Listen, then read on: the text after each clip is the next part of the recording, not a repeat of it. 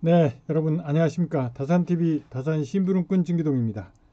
오늘은 다산의 억울함을 호소할 수 있게 하라는 이야기를 통해서 여러분과 함께 하고자 합니다. 채널 구독, 좋아요, 알림 설정 부탁드립니다. 네, 여러분 안녕하십니까. 다산TV 다산신부름꾼 진기동입니다. 여기는 12구 이태원 참사로 희생된 분들의 49제를 올리고 있는 용산 시민분향소입니다. 참으로 어처구니 없는 일로 158명의 생명이 희생된 그야말로 세계적으로 국격이 추락한 너무나도 창피한 국가적 인재였습니다. 그런데 이제껏 그 커다란 인재 앞에 어느 누구 하나 책임있다고 나서는 사람이 없는 너무나도 기막힌 나라에서 오늘을 맞이하고 있습니다. 희생자들의 영정도 위패도 없이 분향소를 마련했던 지난 시간을 이제야 겨우 정신을 차린 유가족들이 49제를 맞이하여 고인들의 영정과 위패를 놓고 진정한 시민 분향소를 마련한 것입니다. 200여 년 전 다산 정약용은 누구보다 백성이 억울함이 없어야 한다고 하였습니다. 그래서 목민심서는 물론 흠음심서를 통하여 백성들이 억울함을 호소할 통로가 막혀서는 안 된다고 주장했습니다. 그는 목민심서 형조 6조에서 다음과 같이 이야기를 하고 있습니다. 가로막혀 통하지 못하면 백성들의 생활이 답답하게 되니 호소하고 싶은 백성들이 부모의 집에 드나들듯이 편안하게 관할을 방문하게 주어야 훌륭한 수령이라고 하였습니다. 이처럼 다산은 억울한 일을 하지 못하는 백성들이 엄마에게 호소하듯이 돌보아야 한다고 주장하였습니다. 그런데 그렇지 못한 것은 첫째가 주먹이 법보다 가까웠기 때문이었습니다. 백성들이 원통함을 호소하려 해도 그 일이 권세 있는 아전이나 간악한 향리와 관련이 되어 있을 경우에 노여움을 살까 두려워서 공개적으로 문제를 제기하지 못했기 때문입니다. 둘째는 백성들이 글을 몰라 고소장을 직접 작성할 수 없었기 때문입니다. 배우지 못한 무식한 백성들이 서당의 훈장에게 부탁해 고소장을 썼던 것입니다. 그런데 훈장 역시 제대로 알지 못하여 사건을 증거를 빠뜨린 채 지엽적인 문구만을 늘여놓게 되어 오히려 백성이 불리하게 되는 상황이 벌어지기도 하였습니다.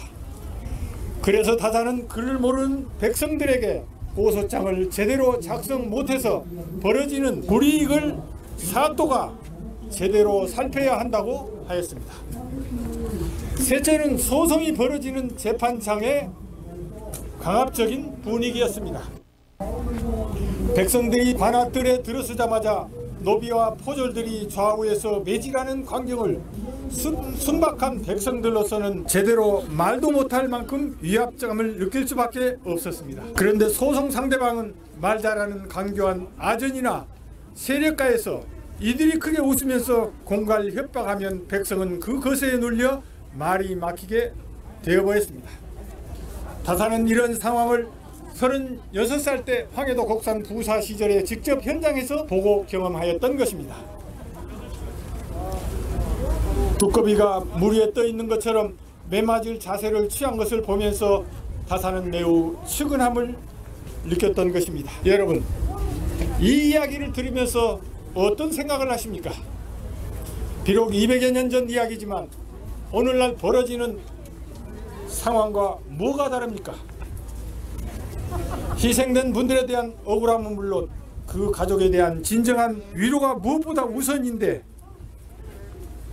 사건을 축소하고 책임을 회피하기 위한 잔머리말을 굴리면서 사고 직후 위패도 영정도 없는 분향소를 급조하여 빨리 이 사건을 무마하기에 바빴던 것입니다. 이에 유가족은 진심 어린 사과와 더불어 진정한 추모가 이루어지길 바라는 마음으로 49제를 맞이하여 이곳에 시민분향소를 마련한 것입니다. 너무나 억울하게 희생된 피부치들을 제대로 보내고 싶은 가슴 찢어진 원통한 마음으로 오늘 49제를 올리고 있는 것입니다. 간절히 기원합니다.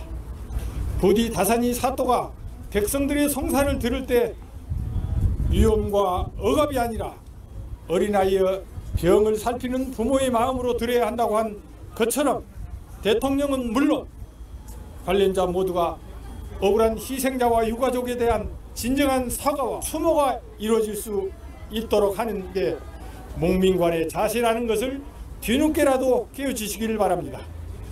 그래서 다시는 이 땅에 이렇게 억울한 일이 발생되지 않길 바라는 마음으로 12구 희생자 추모제가 이루어지고 있는 용산 이태원 시민분향소에서 말씀드렸습니다. 부디 희생되신 분들의 영면을 기원합니다.